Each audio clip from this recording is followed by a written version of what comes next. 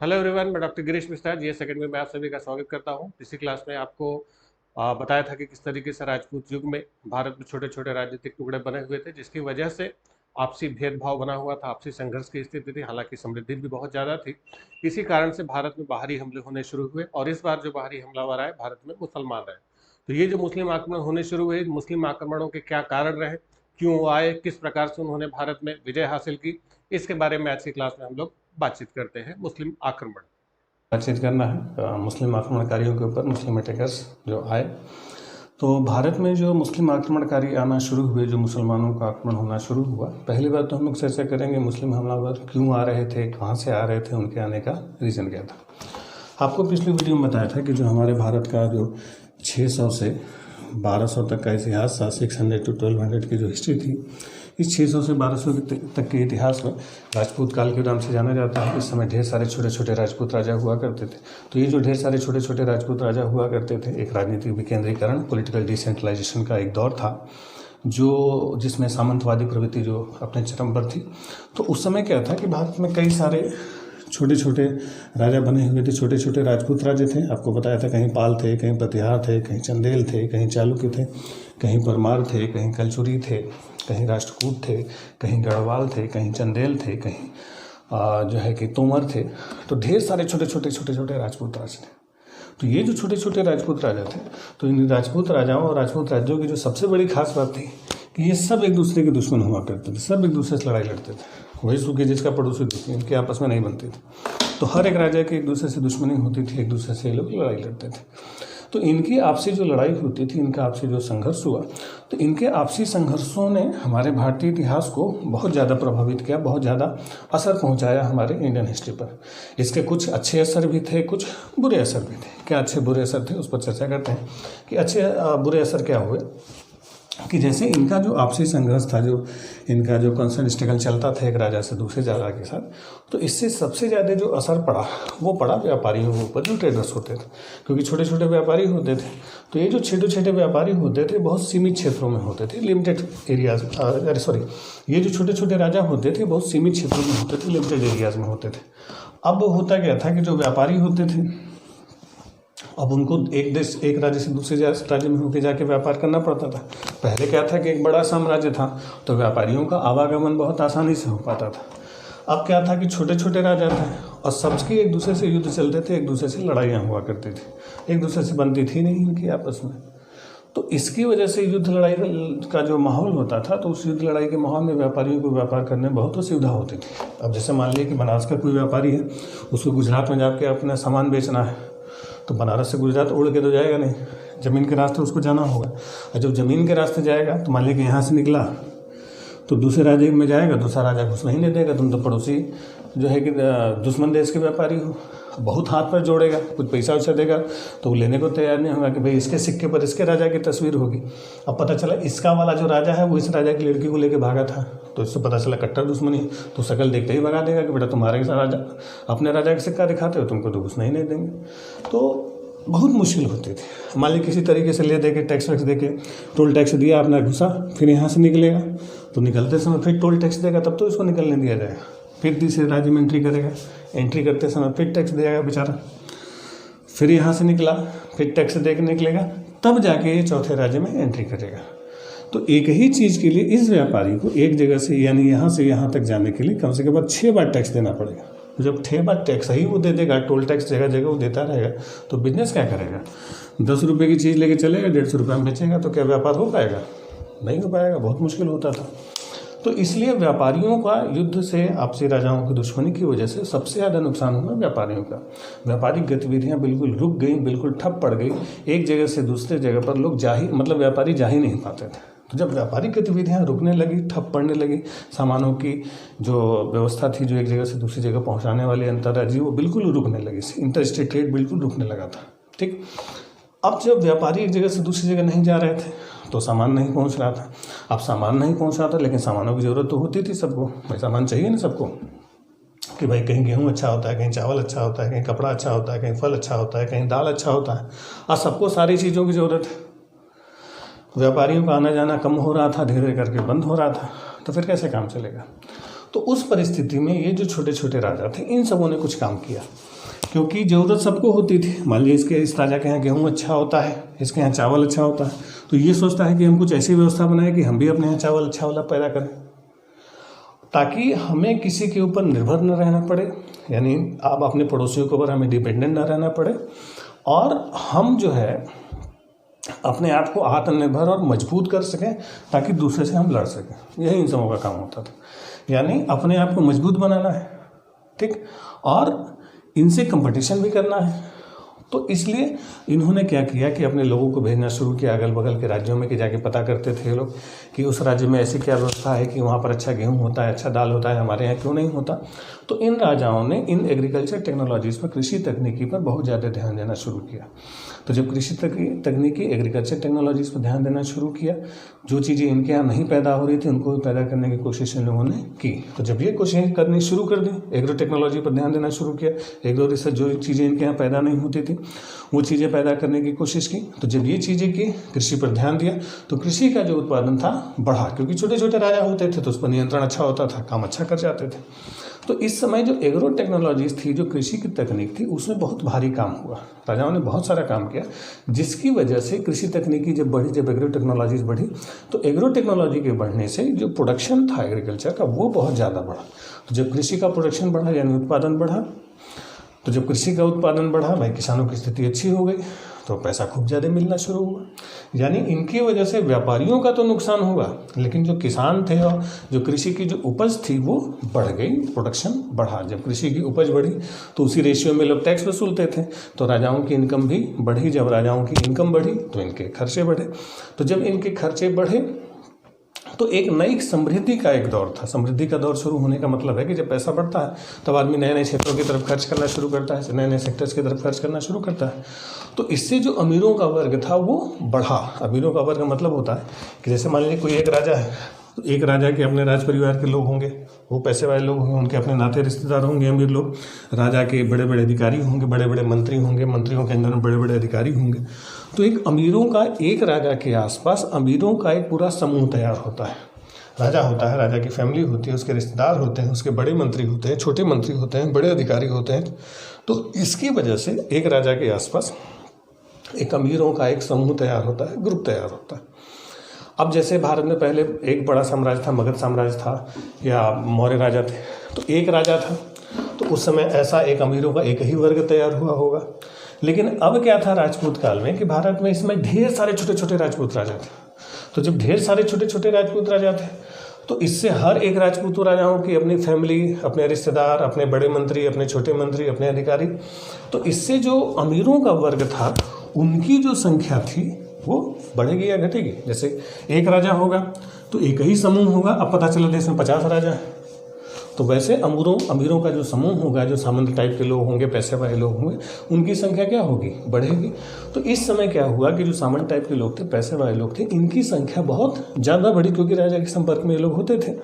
तो जब इन अमीरों की संख्या बहुत ज़्यादा बढ़ी तो जो पैसे वाले लोग होते हैं, तो भाई वो जो सामंत टाइप के लोग होते हैं वो अच्छा कपड़ा पहनेंगे, अच्छा गहना पहनेंगे, अच्छा जूता चप्पल पहनेंगे, अच्छी किताबें, अच्छा घर, अच्छा मूर्ति, अच्छा मंदिर, तो वो इन अच्छी अच्छी चीज़ों की डिमांड करेंगे। तो भाई जब एक राजा है, एक मंत्रिमंडल है, एक अमीरों की संख्या है, और जब 50 राजा हैं, 50 मंत्रिमंडल हैं, तब डिमांड क्या होगी, इसकी तुलना में इस काल में डिमांड क्या होगी, बहुत ज़्यादा बढ़ेगी।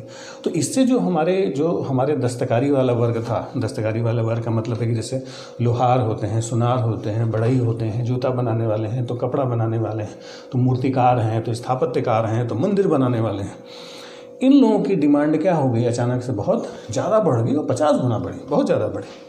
तो जब में स्थापत्यकार और इन मूर्तिकार और इन लोहार और सुनार और बढ़ई और कपड़ा बनाने वाले, जब इन लोगों की डिमांड बढ़ी, तो जब इनकी डिमांड बढ़ी तो इनकी इनकम बढ़ी। तो इससे शिल्पी वर्ग था, इनकी इनकम बढ़ी। जब इनकी आमदनी बहुत ज़्यादा बढ़ी, बड़े बड़े व्यापारियों के वर्ग बने, तो इनकी इनकम पर भी टैक्स लगाया राजाओं ने कि बेटा बहुत कमा लिया, अब तुमसे भी टैक्स लेंगे। तो अब सब टैक्स के दायरे में आना शुरू कर दिया, तो उन पर भी खूब जम के टैक्स लगाया। तो इससे क्या हुआ कि इन राजाओं के पास पैसा आना शुरू हुआ बहुत भारी मात्रा से। यानी इनके आपसी संघर्षों से व्यापार व्यवसाय को तो नुकसान हुआ, लेकिन फ़ायदा किसको हुआ? किसानों को फ़ायदा हुआ। और जो शिल्पी वर्ग था, जो दस्तकारी वाला वर्ग था, लोहार सुनार बढ़ई टाइप के लोग, इनको तो बहुत ज़्यादा फ़ायदा हुआ। उसकी वजह से टैक्सेशन बढ़ा और राजाओं की आमदनी बढ़ी। जब आमदनी बढ़ी तो उनके खर्चे बढ़े। तो खूब जो ऐशो आराम की बड़ी बड़ी चीज़ें होती हैं, खूब मंदिर। आपको बता दें, भारत के जितने भी बड़े बड़े पुराने मंदिर आप देखते हैं, वो सारे के सारे, चाहे खजुराहो के मंदिर देखेंगे, चाहे पुरी के मंदिर देखेंगे, चाहे जो है कि शोर टेम्पल आप देखेंगे मामल्लपुर के, सारे के सारे बड़े प्रमुख मंदिर इसी राजपूत काल में बने। क्योंकि छोटे राजा होते थे, खूब कमाई हो रही थी, खूब पैसा हो रहा, तो मंदिरों पे लोग खूब खर्च करते थे।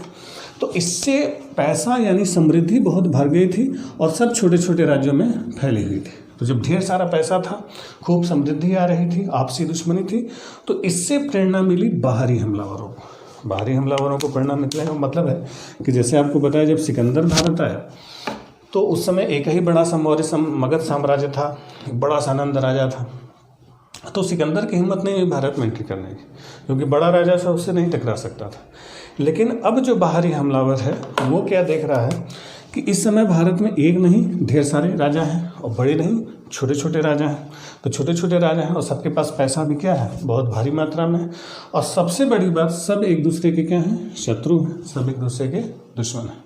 तो अब बाहरी हमलावर आना शुरू किए कि जब चाहे तब जिसके यहाँ चाहे गए, लूट मार करके वापस चले आते थे। और जिस राजा के हमला करते थे केवल वही परेशान होता था, बगल वाले से कोई मतलब ही नहीं होता था, कोई इनकी मदद नहीं करता था। कई बार होता था कि जब किसी हमलावर ने किसी राजा के हमला किया तो पड़ोसी राजा बहुत खुश हो जाता था कि बढ़िया हुआ, इसको लूट लिया, बहुत कमा रहे थे बेटा। और कई बार ऐसा भी देखा गया कि पड़ोसी ने बाहरी हमलावरों को खुद ही इन्वाइट किया कि हमारे पड़ोसी के पास बहुत ज़्यादा पैसा हो गया, आके लूट जाओ, रास्ते के चाय पानी का खर्चा हम दे देंगे। ये भी होता था कि खुद इन्वाइट करना शुरू कर दिया। तो इसकी वजह से बाहरी हमले होने शुरू हुए।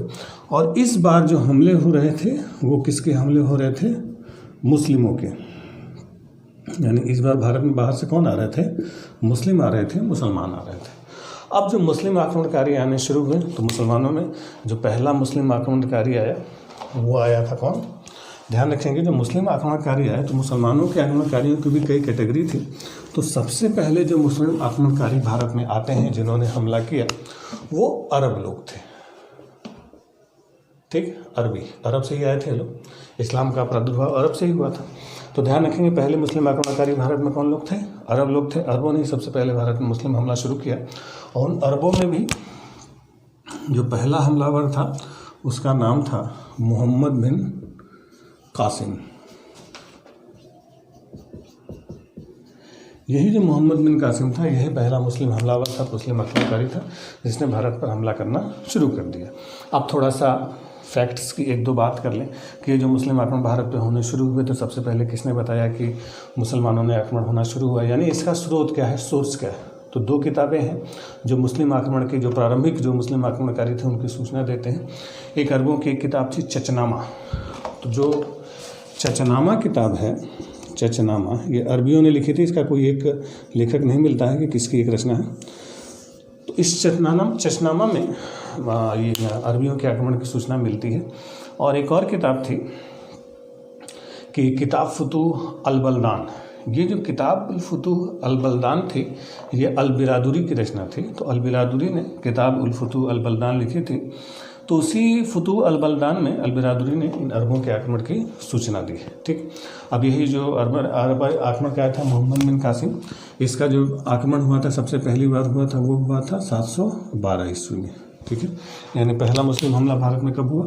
712 ईस्वी, 712 AD। और किसने किया था? मोहम्मद बिन कासिम। तो उस समय सिंध पर उसने आक्रमण किया था और सिंध पे जो राजा था दाहिर, तो उसने जो लड़ाई लड़ी वो रावर का युद्ध था, बैटल ऑफ रावर। रावर का युद्ध 712 में लड़ा गया। दाहिर जो सिंध का राजा था, सिंध पर ही हमला किया था मोहम्मद बिन कासिम ने। तो उसी दाहिर को उसने पराजित किया और सिंध पर कब्जा कर लिया। जब सिंध पर मोहम्मद बिन कासिम का कब्जा हुआ, जो अरबी मुसलमान था, तो इसने भारत में एक दो परंपराएं शुरू की। भारत में जो खजूर की जो खेती थी या ऊँट वगैरह पालना, ये सभी नहीं अरबों का ही प्रभाव था। एक और उसने काम किया कि ये पहला सुल्तान माना जाता है जिसने भारत में पहली बार लगाया एक टैक्स का नाम सुनते होंगे आप, जजिया। तो जजिया लगाने वाला जो पहला सुल्तान था वो कौन था? मोहम्मद बिन कासिम। अब ये जजिया क्या होता है? जजिया को समझने से पहले उस समय के जो इस्लामिक टेक्स्ट थे उसको समझ लेते हैं। तो उस समय का जो इस्लामिक जो नीति जो होती थी, जो नियम कानून होता था, तो उसमें 4 प्रकार के टैक्स होते थे। एक होता था जजिया,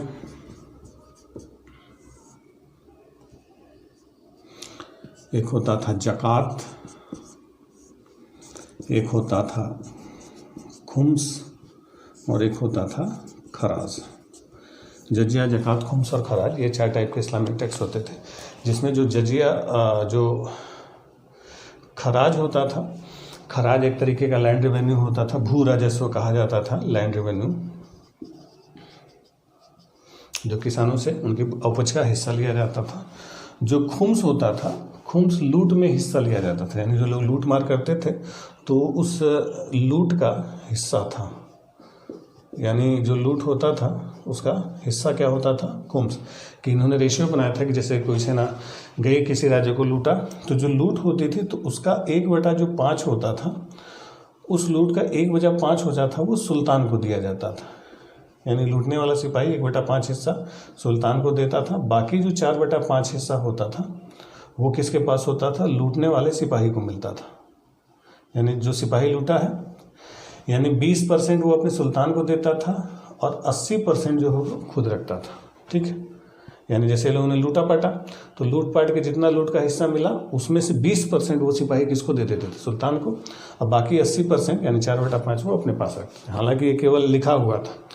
हकीकत में सुल्तान क्या होते थे कि सुल्तान सब खुद वसूलते थे 4/5 और सिपाहियों को मिलता था कितना?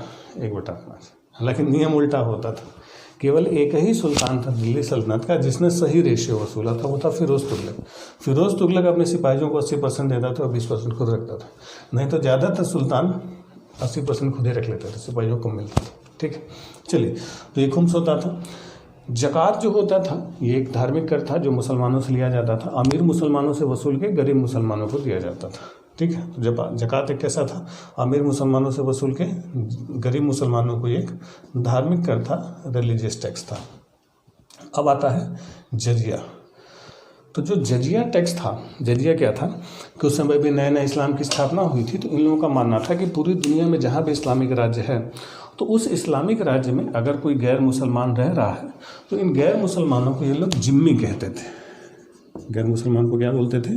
जिम्मी। जिम्मी यानी मुस्लिम राज्य का गैर मुसलमान, a non Muslim of Muslim empire. तो मुस्लिम राज्य के गैर मुसलमान को क्या बोलते थे? जिम्मी। तो ये जो जिम्मी लोग होते थे, इन जिम्मियों की अनिवार्य रूप से शर्त होती थी कि अगर आप जिम्मी हैं यानी मुस्लिम राज्य में रहते हैं, राजा मुसलमान है और आप मुसलमान नहीं हैं, तो आपको अनिवार्य रूप से सैनिक सेवा देनी पड़ेगी, यानी आपको सेना में शामिल होना पड़ेगा। अगर आप सैनिक सेवा नहीं देना चाहते तो फिर क्या देना पड़ेगा? जजिया। यानी जजिया किससे वसूला जाता था? जिम्मियों से वसूला जाता था। क्यों वसूला जाता था?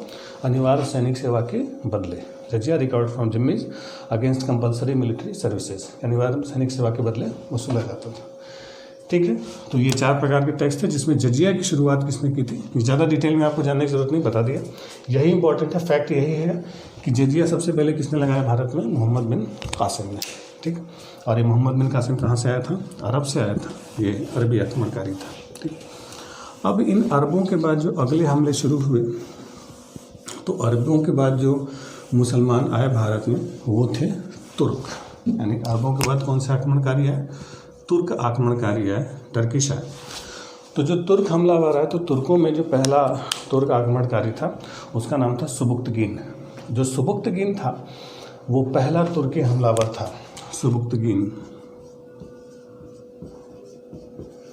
ठीक है, तो सुबुक्तगीन कौन था? पहला मुस्लिम आक्रमणकारी, पहला तुर्की था जिसने आक्रमण किया था। ये हिंदुशाही राजा थे जयपाल पे इसने आक्रमण किया और उसको पराजित किया। हालांकि ये सुबुक्तगीन अंदर तक नहीं आ पाया। पहला जो तुर्क था जो अंदर तक घुसा भारत में वो था महमूद गजनबी।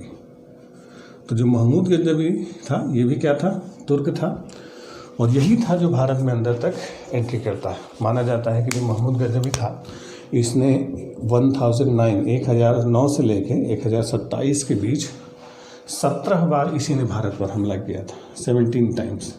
यानी भारत पर किसने 17 बार हमला किया था? महमूद गजनवी ने 17 बार आक्रमण किए थे। इसकी जो उपाधि थी यामीन उद्दौला इसकी उपाधि थी। इसको बुद्ध शिकन कहा जाता है, मूर्ति भंजक यानी मूर्तियों को ढाने वाला इसको माना कहा गया। इसने कई सारे आक्रमण किए थे और इसका जो सबसे प्रसिद्ध आक्रमण था महमूद गजनवी का वो था 1025, किसी किसी किताब में 1026 भी आपको मिलेगा, वो सोमनाथ का मंदिर। तो जो सोमनाथ का मंदिर था वो किसने लूटा था? महमूद गजनवी ने 1025 या 1026 में। उस समय जो सोमनाथ गुजरात में पड़ता है तो उसमें गुजरात में चालुक्यों का शासन था, भीम फर्स्ट राजा थे और उसी के समय उसने हमला किया था और बहुत ज़्यादा धन दौलत इसको हाथ लगा था। माना जाता है कि 900 ऊँटों का सारा धन दौलत वो लूट के लेके गया था, सोना चांदी।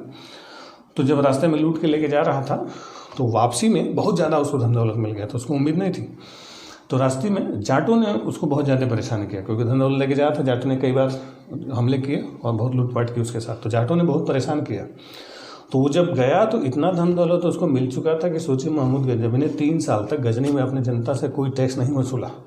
उसको दोबारा भारत आने की ज़रूरत नहीं है, लेकिन जाते समय जाटों ने इतना परेशान किया था कि अलग से खाली जाटों को सबक सिखाने के लिए 1027 में वो आता है भारत। किसके लिए? जाटों के लिए। तो यही 1027 में जाटों का जो इसका आक्रमण था ये इसका अंतिम हमला था। ये भी नहीं होता, लेकिन जाटों ने इतना परेशान किया था। उस समय धन दौलत लिया हुआ था, उस समय तो बोला नहीं, बोला बेटा आते हैं तब बताते हैं। तो गया वहाँ पैसा वैसा सारा रखा, अब फिर पलट के आया और जाटों को पराजित किया। उसके बाद वापस गया, फिर दोबारा नहीं आया, इतना पैसा मिल गया था, आया ही नहीं दोबारा।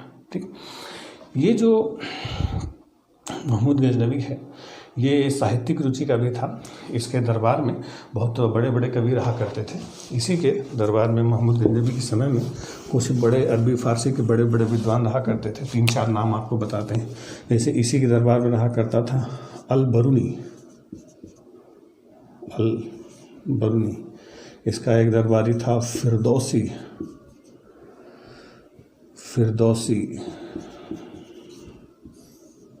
ठीक, इसी का एक दरबारी था उतबी। तो अलबरनी था, फिरदौसी था, उतबी था, फारूकी भी इसी का दरबारी था, फारूकी। ठीक है, तो जिसमें सबसे जो ज़्यादा विद्वान इन सबों में माना जाता है अलबरनी माना जाता है। इसने किताब लिखे थे किताबुल हिंद।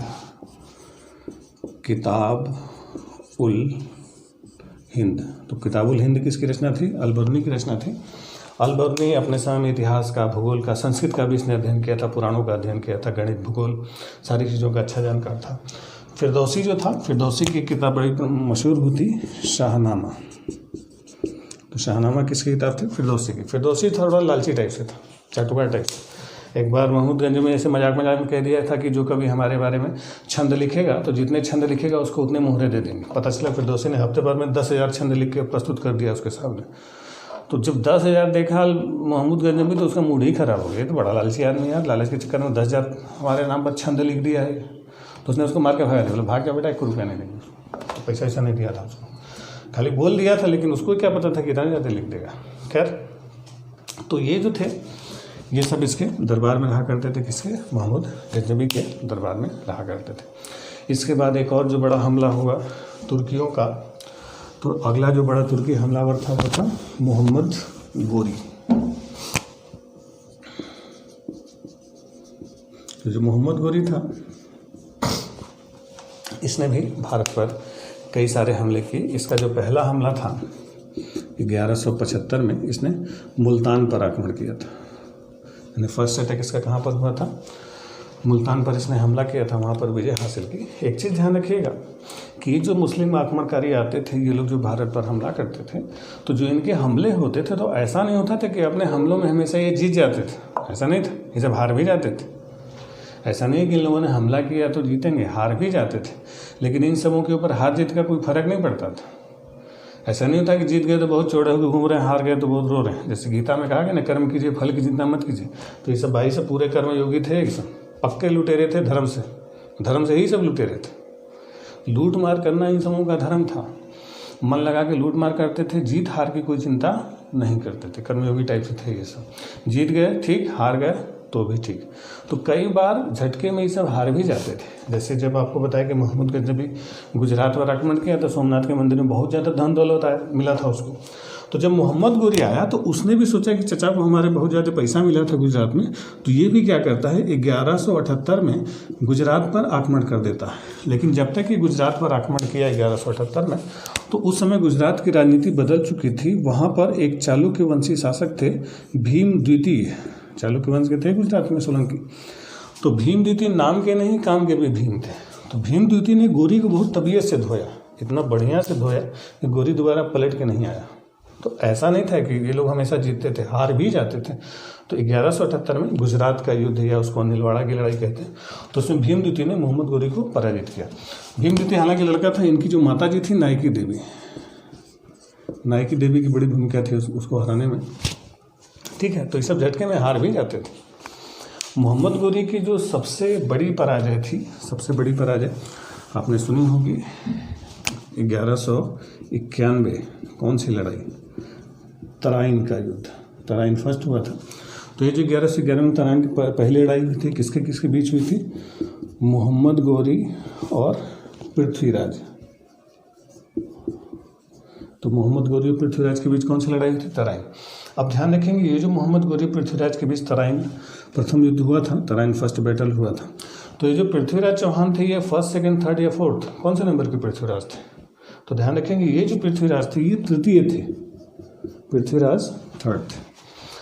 तो इसमें पृथ्वीराज चौहान ने, आपने सुना भी होगा, बचपन में कहानियाँ पढ़ी कि पृथ्वीराज चौहान ने गोरी को पराजित कर दिया। तो जैसा कि बताया कि इन समूह के पास हार जीत का कोई फर्क नहीं पड़ता था। ये हारने के बाद फिर अगले हमले की तैयारी में लग गया। लेकिन अपने यहाँ राजा लोग हार जीत के बहुत ज़्यादा जो है कि बदल जाते थे। जब इन्होंने गोरी को हरा दिया, थोड़ा कॉन्फिडेंट हो गए, इतने ज़्यादा कॉन्फिडेंट हो गए कि पड़ोसी राजा की लड़की को भगाने के चक्कर में परेशान हो गए। पड़ोसी राजा थे गढ़वाल जयचंद की लड़की के चक्कर में संयुक्ता को भागने भगाने में लगे रहे। अब उधर भागने भगाने में लगे रहे, तब तक गोरी था, वो तैयारी करके पलट के फिर आ गया और अगले ही साल 1192 में हो गया तराइन द्वितीय। तो तराइन द्वितीय अगले साल हो गया। इस तराइन द्वितीय में पार्टियां सेम थी, यानी मोहम्मद गोरी और पृथ्वीराज चौहान दोनों थे, लेकिन गोरी तैयारी करके आया था, पृथ्वीराज जी भागने भगाने में लगे हुए थे। तो पार्टियां सेम थी, नतीजा अलग हो गया। इसमें गोरी जीत गया और पृथ्वीराज चौहान की पराजय हो गई। अब यही जो तराइन का दूसरा युद्ध था, जो पृथ्वीराज चौहान की पराजय हुई, यही एक बहुत बड़ा टर्निंग पॉइंट माना जाता है। क्योंकि पृथ्वीराज चौहान दिल्ली पर शासन कर रहे थे, तोमरों से चौहानों ने दिल्ली छीन ली थी। तो वो उत्तर भारत का समझिए सबसे मजबूत राज्य था। तो उसी के बाद भारत पर इन तुर्कों का प्रभुत्व शुरू हुआ। फिर पृथ्वीराज चौहान को हराने के बाद गोरी अगली लड़ाई लड़ता है 1194 में चंदावर का युद्ध। तो जो तंजावर का युद्ध था, ये था पृथ्वीराज चौहान और जयचंद से। जयचंद जो इनके पृथ्वीराज चौहान के ससुर थे, तो जयचंद से इसने चंदावर की लड़ाई लड़ी और उस चंदावर की लड़ाई में जयचंद को पराजित किया। और पराजित करने के बाद इसका एक सिपह सलार था बख्तियार खिलजी। बख्तियार खिलजी को उसने आगे छोड़ दिया कि जहाँ तक जा सकते हो जाओ। तो बख्तियार खिलजी का नौ से आगे बढ़ा, पूरा पूर्वांचल होते हुए बिहार, पूरा बंगाल तक पहुँचे। बंगाल में उस समय सेन वंश के शासक थे लक्ष्मण सेन अपना राज्य छोड़ के भाग जाते हैं और पूरा समझ लीजिए कि दिल्ली से लेकर बिहार तक तुर्कों का, दिल्ली से लेकर बंगाल तक तुर्कों का पूरा दोआब पर कब्जा हो गया। इसी बख्तियार खिलजी ने जब बिहार में हमला किया, तो बिहार में नालंदा विश्वविद्यालय, आपको बताया था नालंदा विश्वविद्यालय था, विक्रमशिला विश्वविद्यालय था, उसको उसने तहस नहस करके तोड़ दिया, बिल्कुल उजाड़ के धर दिया, पूरा जला दिया। तो जो बौद्ध धर्म था, बौद्ध धर्म के जो बड़े केंद्र थे नालंदा और ये विक्रमशिला विश्वविद्यालय, उनको बिल्कुल जड़ से उखाड़ दिया। सारी इमारतें धारी सारे जो थे जला दिए, बौद्ध भिक्षुओं को मार डाला गया।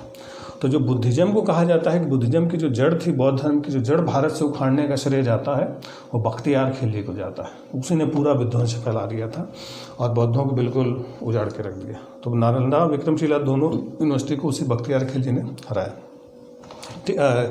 बख्तियार खिलजी ने हराया क्या, बिल्कुल तोड़ के तहस नहस कर दिया। ठीक, ये जो मोहम्मद गोरी था, इसने भारत में अपने सिक्के भी चलाए थे।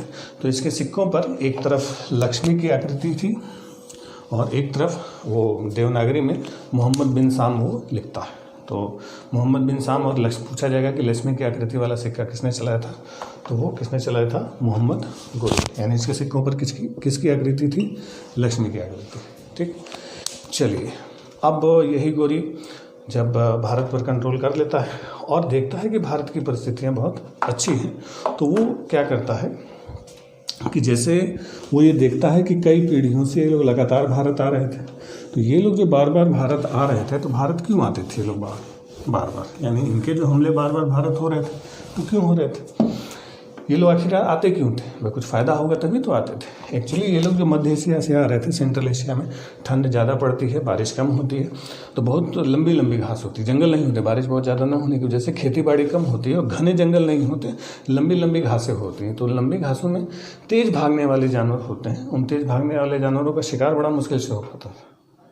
ठीक, खेती बाड़ी ज़्यादा होते नहीं थी, तो अनाज बहुत मुश्किल से होता था, तो उन्हें जीवन जीने के लिए, खाना खाने के लिए बहुत संघर्ष करना पड़ता था, बड़ी लड़ाई लड़नी पड़ती थी सुबह से लेकर शाम तक।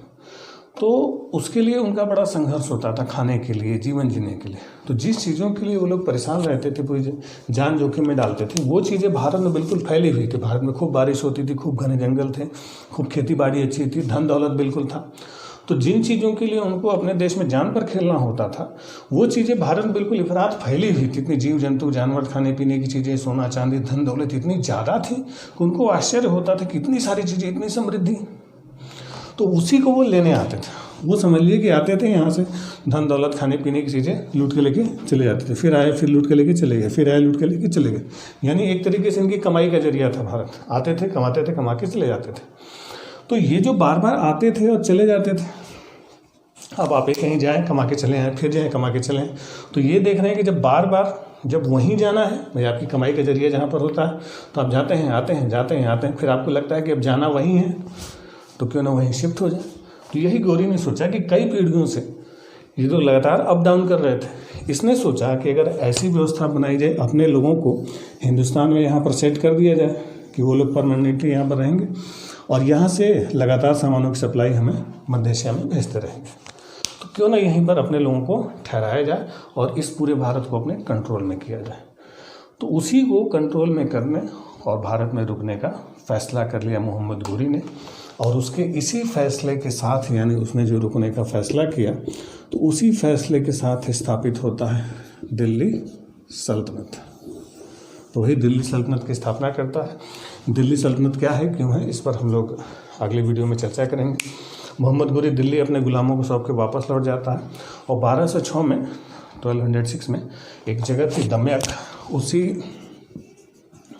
दमयक नामक स्थान पर मार्च 1206 में ये नमाज पढ़ रहा था। एक छोटी सी मस्जिद के सामने से रुका हुआ था, नमाज पढ़ रहा था। पीछे से इसके दुश्मनों ने छुरा भोंक के इसकी हत्या कर दी थी, जिसका मर्डर हुआ था। दमयक में इसको मार डाला गया था। ठीक, और उसके मरने के बाद फिर भारत में इधर सल्तनत वाले अपना इतिहास शुरू करते हैं।